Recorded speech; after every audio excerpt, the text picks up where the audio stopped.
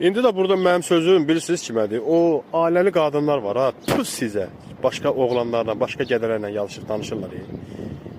Deməli, bu günlərin bir hərbiçi qardaşla danışmışam. Yəni yaxşı oğlandı da. Yox, dünənlərim. Yaxşı, qeyrətli hərbiçi qardaşlarımızdır. Allah qeyrətli hərbiçi qardaşlarımızı qorusun.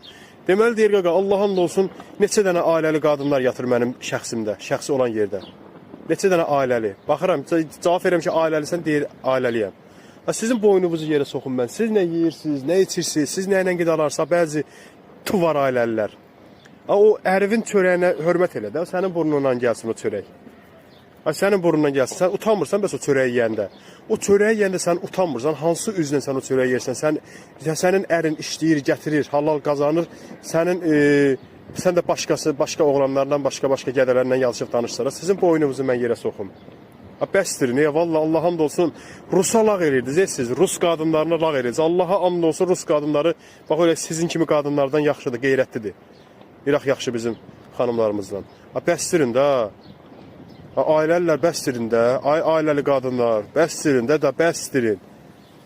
Bilmirsən, səni ailəndən başqa heç kim qalmayacaq, səni şantaj eləyəcəklər, səndən istifadə eləyəcəklər.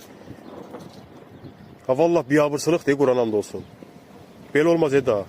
Hara gedir sizin axırınız? Sizin axırınız hara gedir? Hara gedir də sizin axırınız? Nə bilim. Onu bil ki, valla sənə o yoldaşından başqa heç kim qalmıyor. Sən ana deyirlər. Sənin övladların sənə ana deyir. Sən ana, nə bilim ya. Allah yaxşı analarımızı qorusun. Ana adına layiq olan qadınlar da azdır həqiqətən də. Bəs sırrına özünüzə biraz hörmət eləyin. Qadınsınız, özünüzə hörmət eləyin.